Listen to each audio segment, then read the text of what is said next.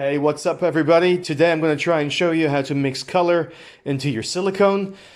I've got clear silicone right here, I've got white silicone right here, and I've got some red spray paint right here. You can also use acrylic paint if you like. I've had this lying around, so I thought I'll use this one.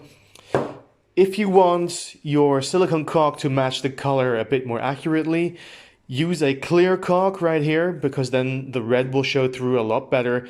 Of course, you can use any other color that you like. If you want a more creamy texture, let's say you're using it for tiles or just to fill areas up, you can also use a white caulk, and this will give you a more creamy color appearance.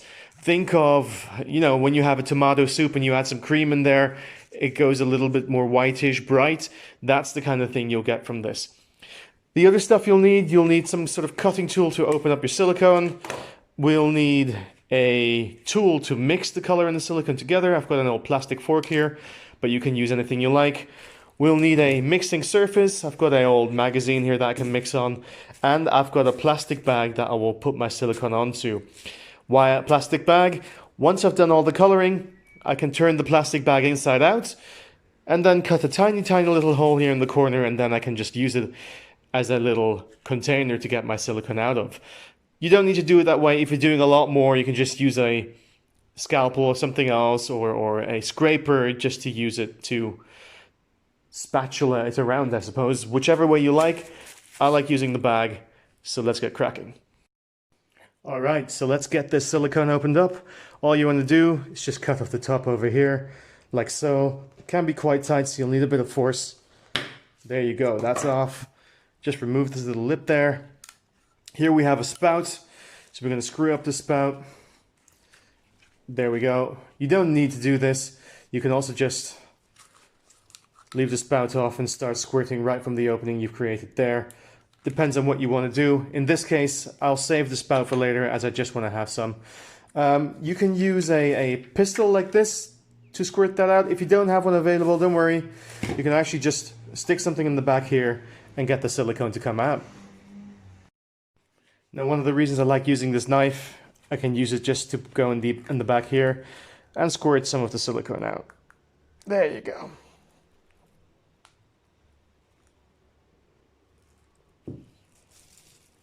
All right. A little trick I like to use, because these don't come with a cap or a sealer, is take some cling film or Glad wrap. Make sure it's nice and thick. Put it on the opening here. Secure it tightly. And then you can take the spout and just screw it on. And then you kind of created a little cap of your own. And it will stay nice and fresh and not dry out until the next time you use it. And of course, we didn't use the spout this time around, so we can use it for any other application that we like. Now, when using spray paint indoors, make sure your room's ventilated. Give this a good shake. They typically have a security ring underneath here, so you need to release that first before you can use it. I've already done that. And I'm using an old cardboard box here just to prevent any overspraying that I get color on furniture. Give this a good shake. Spray a little bit on there, like so.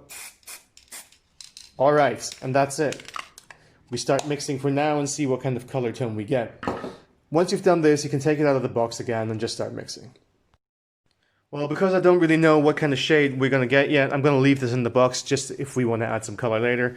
So what you do, you hold this in place and then just start mixing the color in like so. And you can see it's taking on some of the color already.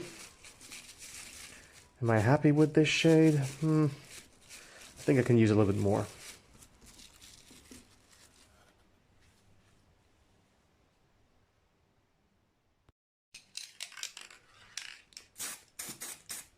There we go, a bit more. You don't want to be adding too much color, because if you do, this stuff goes tacky and it doesn't dry nicely. So just add exactly the amount you need and then just mix it up like so.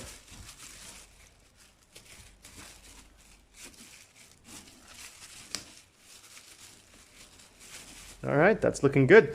I like the color shade there.